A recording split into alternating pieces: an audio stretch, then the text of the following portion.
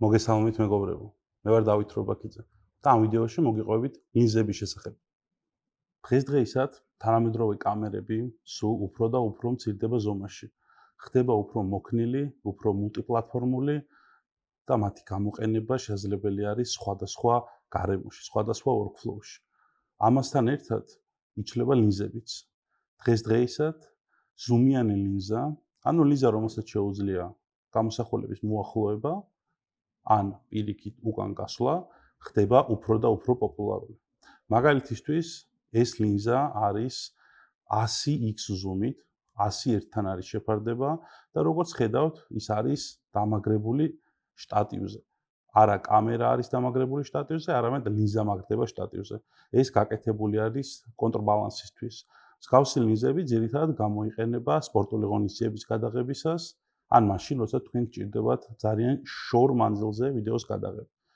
ასევე დასავლეთში და განსაკუთრებით ამერიკის შეერთებულ შტატებში მსგავსი ლინზები უკვე ხშირად გამოიყენება სტუდიებში, ეგრეთ წოდებული box ლინზები, რადგან ლინზები ოთხკუთხედია.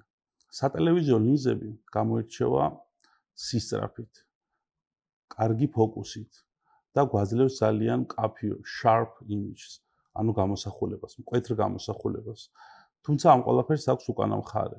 ეს არის გეომეტრიული დამახინჯება, როდესაც ჩვენ ვართ ბოლომდე მიახლოებული ეგრეთ წოდებულ zoom პოზიციაში, ან ბოლომდე გამოსული ეგრეთ წოდებული zoom out პოზიციაში. როდესაც ვსაუბრობთ ლინზებზე, ან პრინციპში სამაუწყებლო ან ტექნოლოგიურ ნებისმიერ თემატიკაზე, მნიშვნელოვანია გვესმოდეს პროგრესი, რით დავიწყეთ და სად მივედით. მაგალითად, 20, შეიძლება უფრო მეტი 30 წლის წინ focal length-ის იყო დაახლოებით 10 ერთზე. დაახლოებით 10-20 წლის წინ ეს უკვე იყო 30 ერთზე. ხოლო დღესდღეისად ეს არის 100 ერთზე. მსგავსი ლინზების მიღება შესაძლებელი არის მხოლოდ მაღალი ტექნოლოგიის დამუშავებით. და არსებობს არაერთი მსოფლიო მწარმოებელი, რომელიც აწარმოებს მსგავსი ტიპის ლინზებს.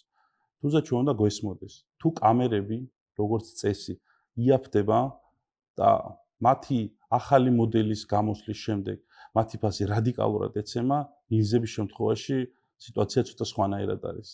ლინზამ შეიძლება შეინარჩუნოს თავისი ფასი ძალიან დიდი ხნის განმავლობაში, რადგან ლინზის ტექნოლოგია დიდად არ შეცვლილა ბოლო 10 წლებია. მართალია 4K სიგნალთან შემოსვლა ცოტათი შეცვალა და დღესდღეისად ჩვენ ხედავთ 4K ლინზებს, რომელიც უფრო ღრმა დამუშავებას გადის, თუმცა ლინზის სიმკაფიო, ეგრეთ წოდებული sharpness-ი მას თუ აქვს კარგი ლინზა კვლავ ფასობს, განსაკუთრებით როცა ვსაუბრობთ დიდზუმიან ლინზებზე. გაიაფების კოეფიციენტი ლინზებსა და კამერებს შორის არის რადიკალურად განსხვავებული და ლინზა ალბათ არის ერთ-ერთი ყველაზე კარგი ინვესტიცია, იქნება ეს ტელევიზიისთვის, კინოსთვის, production სტუდიისთვის, თუ თუნდაც იუთუბერისთვის. ლინზის ვიბრაცია არის ერთ-ერთი, ანუ ეგრეთ წოდებული shaking-ი არის ერთ-ერთი დიდი პრობლემა. განსაკუთრებით, როდესაც ჩვენ ვსაუბრობთ მაღალი zoom ლინზებზე. წარმოიდგინეთ 30x-ი ან 100x-ის ლინზა, როდესაც ძალიან ახლოს ყავს ობიექტი მოყვანილი. თითქმის 100 ჯერ ყავს ის გაზრდილი ზომაში. ამ შემთხვევაში ლინზის ვიბრაცია, ეგრეთ წოდებულმა shaking-მა, შეიძლება შექმნას დიდი პრობლემა. ამისათვის თანამედროვე პრემიუმ ლინზებს აქვს სტაბილიზაციის ფუნქცია, რომელიც როგორც წესი შეიძლება ჩაირთოს ან გამოირთოს ლინზის და მისი მწარმოებლის მიხედვით. მნიშვნელოვანი არის, რომ სტაბილიზაციის დროს ლინზა ასწორებს და ახდენს მასში მიღებული გამოსახულების გასწორებას. ამისათვის ის იყენებს მასში განთავსებულ მექანიკურ სხვადასხვა კომპონენტებს. სხვადასხვა მწარმოებლები ამას ახორციელებენ სხვადასხვანაირად. არსებობს როგორც ელექტრონული, ასევე პასიური სტაბილიზაციის ფუნქციონალი. საინტერესო ფაქტი. ამერიკის შეერთებულ შტატებში ოპერატორების ძალიან დიდ ნაწილს ურჩევნია semi-servo ლინზები, ხოლო ევროპაში full servo. Semi-servo არის, როდესაც თქვენ zooms ზე გაქვთ servo კიტი, ხოლო ფოკუსი გაქვთ მანუალით. Full servo შემთხვევაში რა თქმა უნდა ყველაფერი არის servo. ეს ფაქტი არ ვიცი რითი არის გამოწვეული, თუმცა არაერთ ამერიკელ ინჟინერს ვისაუბრე და მათ დამიდასტურეს, რომ ნამდვილად ამერიკის შეერთებულ შტატებში, განსაკუთრებით აქ არის საუბარი დიდ კამერებზე, რომელიც გამოიყენება PTS-ებში, გამოიყენება დიდ სტუდიებში, ძალიან high-end product-ზე, მათ დღესაც ურჩევნიათ semi-servo კიტები, full-servo კიტებს. ასე რომ ყოველთვის ყველაზე ძვირი არ ნიშნავს ყველაზე კარგს. თქვენ ყოველთვის არ გჭირდებათ ძალიან ძვირიანი ლინზები და ლინზა უნდა შეარჩიოთ იმის მიხედვით, თუ რას აკეთებთ. მაგალითად, თუ თქვენ გსურთ საინფორმაციო ტიპის გადაცემის ჩაწერა, რასაც ეწოდება ENG კამერები, ENG იშიფრება როგორც electronic news gathering, ENG კამერებისთვის როგორც წესი ჯობია შედარებით მსუბუქი და მოხერხებული ლინზები, რომელიც შეიძლება იყოს კამერაზე ინტეგრირებული, ან შეიძლება ის იყოს მოხსნადი, თქვენი კამერის ტიპის მიხედვით. შემდეგი არეა, სადაც გამოიყენება ლინზები, შეგვიძლიათ რომ ვთქვათ არის EFP, electronic field production. ტრადიციულად EFP-ის შემთხვევაში ლინზები და თვითონ კამერა არის ძალიან მსგავსი როგორც ENG-ში. თუმცა ჩვენ დღესდღეობით ხედავთ რომ ეს რადიკალურად იცვლება. ალბათ დღესდღეობით კი არა, ბოლო რამოდენიმე წლის განმავლობაში. EFP უფრო ხდება კინოსთან მიახლოებული, სადაც ცდილობენ რომ სურათი იყოს უფრო მკაფიო, კონდეს მაქსიმალური sharpness-ი და გამოსახულება სამაუწყებლო კლასიკური სატელევიზიო გამოსახულებიდან უფრო გადადის კინოს ტიპის გამოსახულებაზე. თუმცა ამავდროულად უნდა გავითვალისწინოთ, რომ ტელევიზიებიც ვითარდება. და ხშირად ჩვენ ხედავთ, როდესაც ENG-ში, ანუ გამოიყენება EFP-ის ტიპის კამერები. ტექნოლოგია ვითარდება და ყველას აქვს უფლება ექსპერიმენტების. ალბათ ექსპერიმენტები არის ყველაზე კარგი, რაც შეიძლება ადამიანმა გააკეთოს. იმიტომ რომ ექსპერიმენტის გარეშე ვერავს ვერ გაიგებ, რა შეგეძლო მიგება. გარდა ამისა, აღსანიშნავია, რომ დღესდღეობით შედარებით უფრო ბიუჯეტური და უფრო EFP მიმართულებით გამოსული ლინზები ძალიან ცვლის გარემოს. თუ ადრე მსგავსი სურათი შეიძლება ჩათვლილიყო ბრაკად, დღესდღეობით მსგავსი ტიპის სურათები არის პირიქით, ან ვიდეო გამოსახულება არის პირიქით, უფრო მისაღები. როგორც ხედავთ, მარცხენა მხარეს დიაფრაგმა არის საკმაოდ დახურული, ხოლო მარჯვენა მხარეს დიაფრაგმა არის ბოლომდე ღია. ანუ როდესაც ჩვენ გვაქვს ცოტა შუქი, დიაფრაგმის ბოლომდე გაღება უფრო sharp სურათს გვაძლევს, სადაც ობიექტი, რომელიც არის ფოკუსში, არის უფრო მკაფიოდ გამოყოფილი, ხოლო background-ი არის გაბლარული. თუ წლების წინ ეს ითვლებოდა ბრაკად, დღესდღეობით ძალიან ბევრს მოწევს გავსი გამოსახულება. და ჯამში ვიდეო production-ი და ლინზის შერჩევა და ის თუ როგორ გამოიყურება ვიდეო არის ძალიან სუბიექტური და არ ამგონია ვინმეს კონდეს უფლება რომ თქვას რომ ეს ესეთი კი არა ესეთი უნდა იყოს. თავარია მის ავტორს და იმ ხალხს ვისთვისაც აქვს გათვლილი იმ აუდიტორიისთვის მოწონდეს ის გამოსახულება რომელსაც უყურებს. ასევე მნიშვნელოვანი არის ლინზის დასახელება. ხშირად ლინზის დასახელებაში ფაქტიურად იკითხება ის პარამეტრები რაც აქვს ლინზას და მოდით დავიწყოთ შედარებით სამაუწყებლო და ტელევიზიისთვის გათვლილი ლინზები. Canon-ის შემთხვევაში, რო ავიღოთ მაგალითად ორი ლინზა, Canon-ის HJ14 და მაგალითად XJ72. როდესაც Canon-ის შემთხვევაში და უმეტესად ესე არის, ლინზის სახელი იწყება H-ით, ეს ნიშნავს, რომ ლინზა არის გათვლილი ENG-ზე. ხოლო როდესაც არის X-ით, იმთავითო ჩვენ ხვდებით, რომ ეს არის box ლინზა. ყველა მწარმოებელს თავიანთი წესები აქვს და ეს წესები, რა თქმა უნდა, არ არის მუდმივი, შეიძლება შეიცვალოს. თუმცა ხშირად ლინზის დასახელებაში ჩვენ შეგვიძლია გავიგოთ, რა ტიპის ლინზა არის, ეს არის ENG ლინზა, ეს არის box ლინზა, ეს არის კინო production-ისთვის გათვლილი ლინზა, ENG-ის თუ EFP-ის და ასევე შეგვიძლია გავიგოთ მისი zoom-ის პარამეტრები, ასევე შეგვიძლია გავიგოთ რამდენ შუქს ატარებს. ფაქტიურად ლინზის სახელი ჩვენ გვარნახობს ლინზის ძალიან ბევრ პარამეტრებს. ყოველ შემთხვევაში უმეტესად ესე არის. როგორც აღვნიშნეთ, ლინზის პირველი ციფრები, როგორც წესი, განსაზღვრავს მის zoom-ს.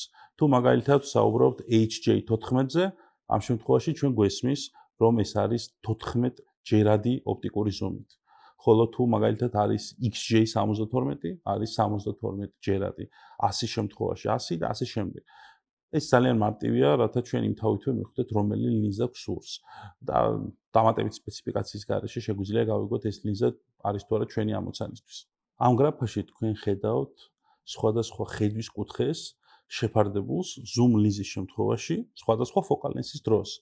შესაბამისად, ძალიან მნიშვნელოვანია რომ გესმოდეთ რას იღებთ, რა ტიპის production-ის გადაღება გსურთ, რა ტიპის კონტენტის გადაღება გსურთ, რომ სწორად შეარჩიოთ ლინზა.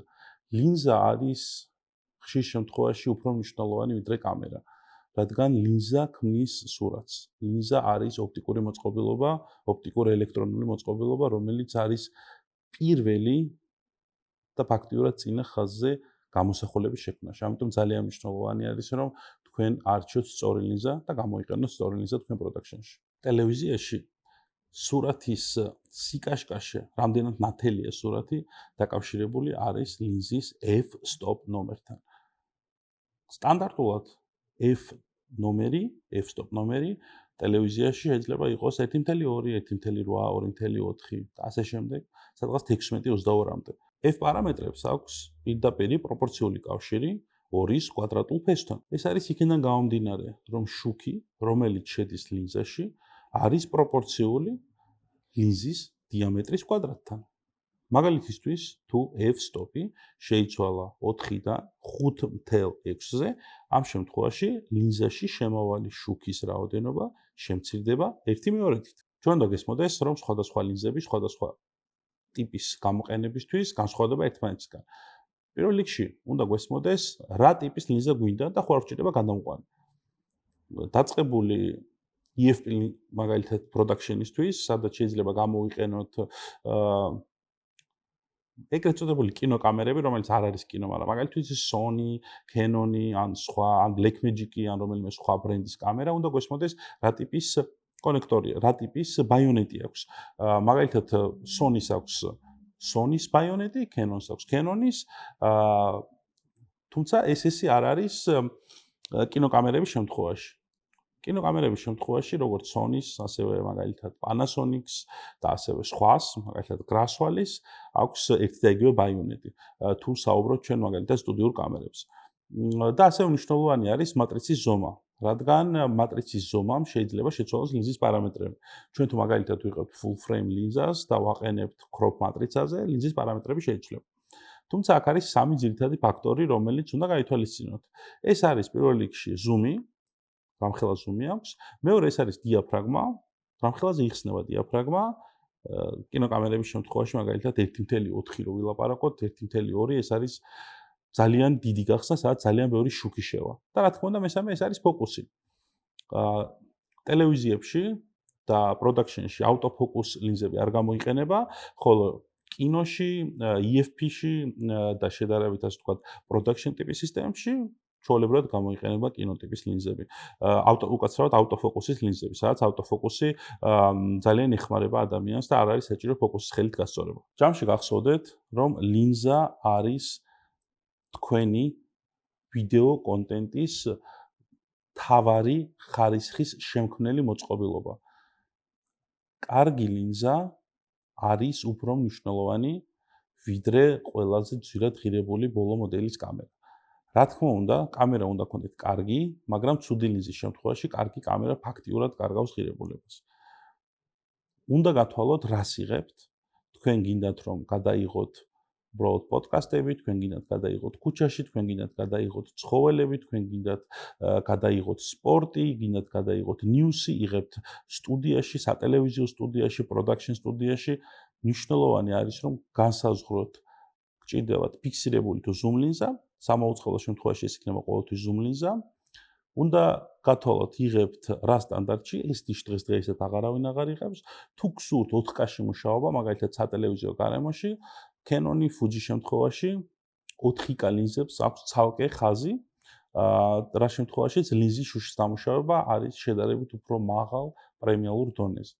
შეგიძლიათ HD ლინზით გადაიღოთ 4K და ალბათ ძალიან მაღალი ხარისხის მონიტორი, ძალიან დიდი ზომის და ძალიან კაფიო თვალი გჭირდებათ, რომ გაარჩიოთ ლინზა არის 4K თუ HD.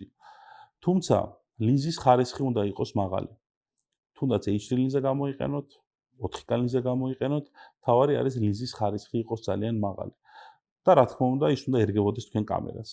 გადამყვანები და ადაპტერები შეიძლება იყოს გამოსავალი და მე თუ მაქვს უკვე რაღაცა ლინზა, ის შეიძლება რა თქმა უნდა გავამადგეს, თუმცა უმეტეს შემთხვევაში გადამყვანი და ადაპტერი თქვენ მოგცემთ ხარისხის გარკვევას.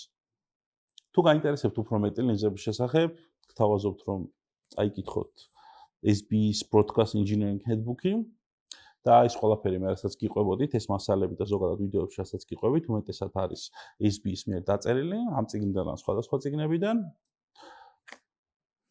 და თუ გაინტერესებს მეტი, აუცილებლად გამოვყევით. ნახვამდის.